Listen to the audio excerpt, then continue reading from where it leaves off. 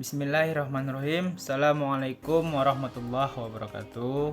Sebelumnya saya Muhammad Afril Dual Fajri dengan NIM 2301183 selaku moderator mengucapkan terima kasih kepada Ibu Apoteker Mira Febriana Magister Sains sebagai dosen pengampu mata kuliah farmakologi yang berkenan memberi kami kesempatan untuk berdiskusi mengenai obat-obat dislipidemia atau hiperlipidemia. Baiklah, berikut hasil diskusi yang akan disampaikan oleh rekan-rekan saya. Selamat menyaksikan dan terima kasih. Dislipidemia adalah kelainan metabolisme lipid yang ditandai dengan kadar lemak dalam darah yang abnormal, baik berupa peningkatan kolesterol atau trigliserida maupun penurunan high density lipoprotein atau HDL.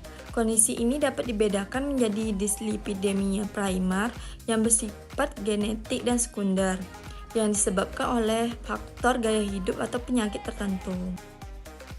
Selanjutnya ada hiperlipidemia.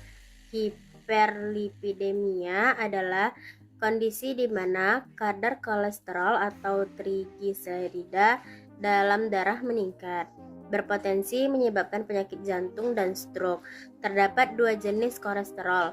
Yang pertama ada LDL atau kolesterol jahat yang tinggi beresiko, dan HDL, kolesterol baik yang sebaliknya.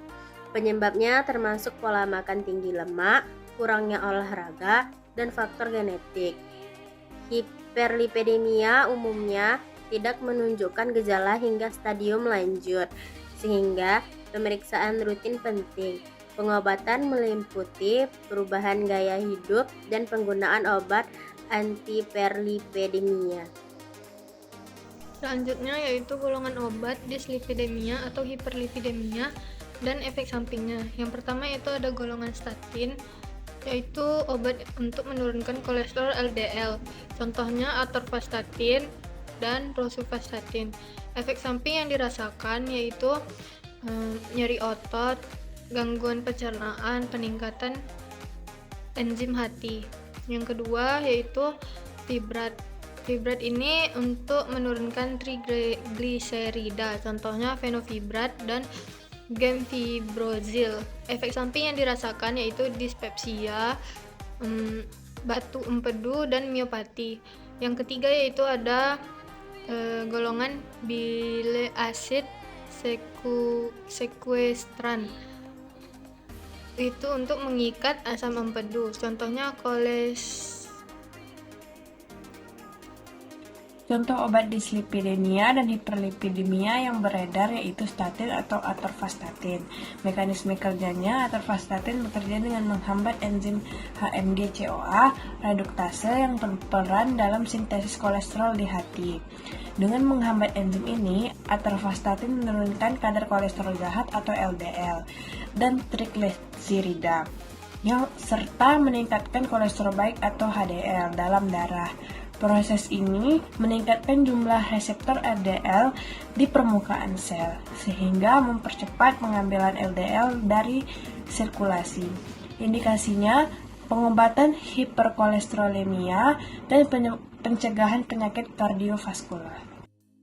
Kontraindikasi pada obat atorvastatin ini, obat ini dilarang diberikan kepada pasien yang alergi terhadap obat tersebut, kemudian kepada pasien yang mengalami gangguan hati serius, kepada ibu hamil dan ibu menyusui.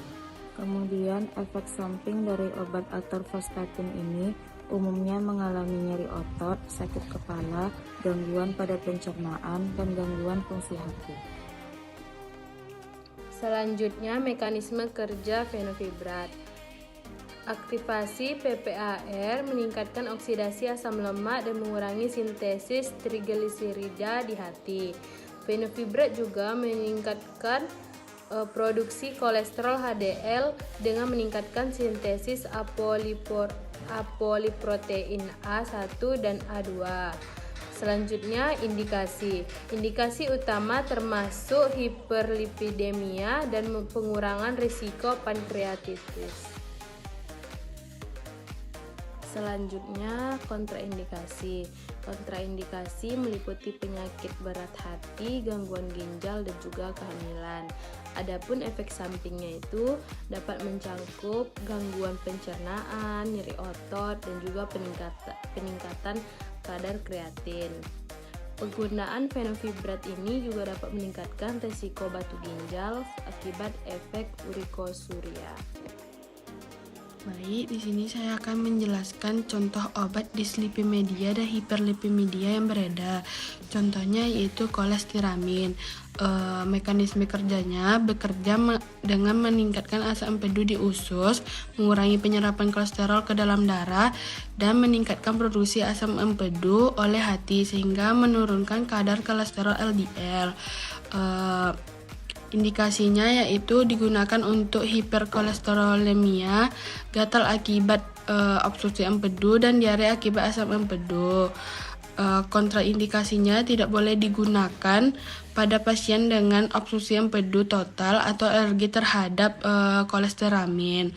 Efek sampingnya yaitu termasuk konstipasi, nyeri perut, mual, dan ruam pada kulit.